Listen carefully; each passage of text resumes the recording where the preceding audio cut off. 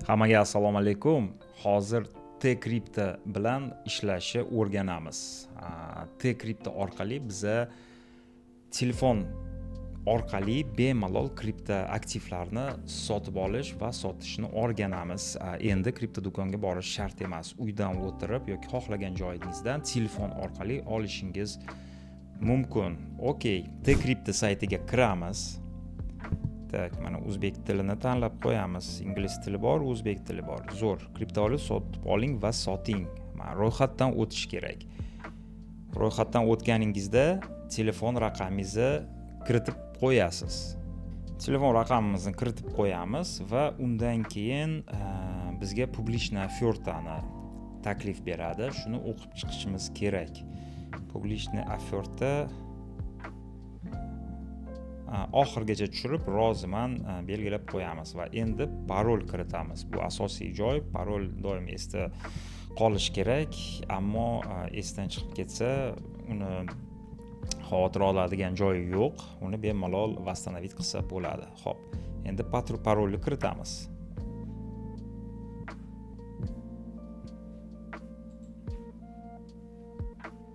Tak, parol kamida 8 ta belgilangan va harfdan iborat bo'lishi kerak.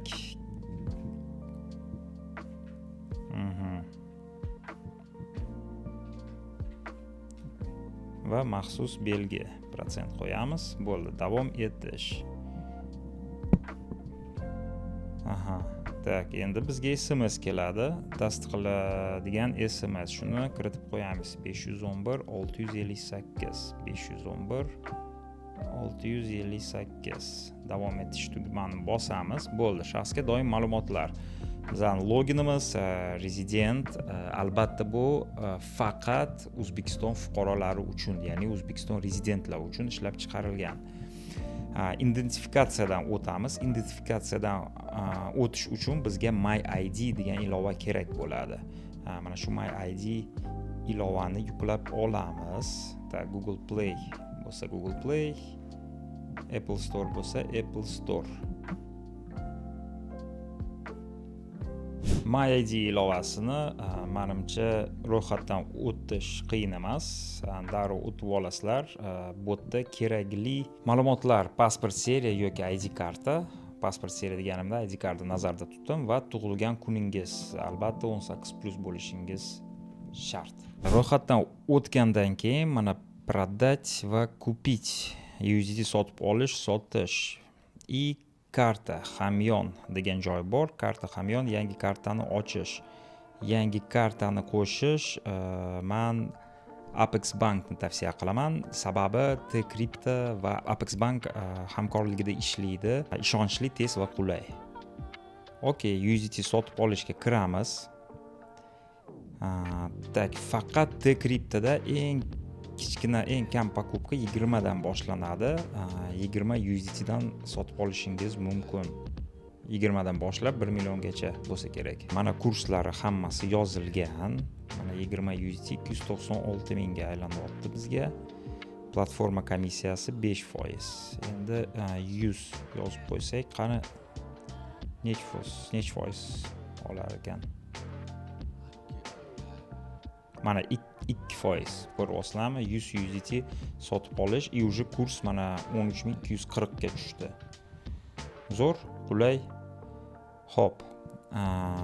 Mana o'zi yozib qo'ygan. 100 dan 900 gacha, 1000 dan 10 minggacha. 2%, 1000 dan уже 0.8%. Demak, kattaroq kitlarimiz uchun juda qulay ekan. Tezkor o'tkazma davomida 2 soat. Ochamiz. Mana 100 USDT sotib olish uchun 1.363.000 sotib olishga to'g'ri keladi. Endi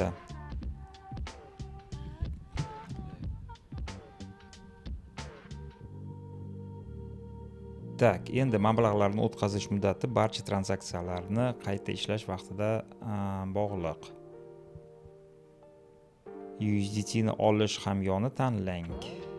Xullas, biza kartani qo'shishimiz kerak. Okey, endi eng asosiy joyga kelamiz. Quyidagi havola orqali Colo ilovani ochamiz, start bosamiz. Koloda mana open kolo, запустить.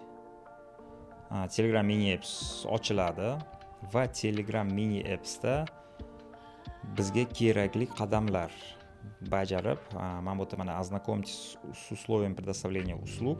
Siz уже USDT ni o'z kartangizga sotib oldingiz, USDT bor sizda. Соглашаюсь bosamiz. Endi кошелек yoki debitovая karta plus bosamiz, продолжить bosamiz. Email orqali kiramiz.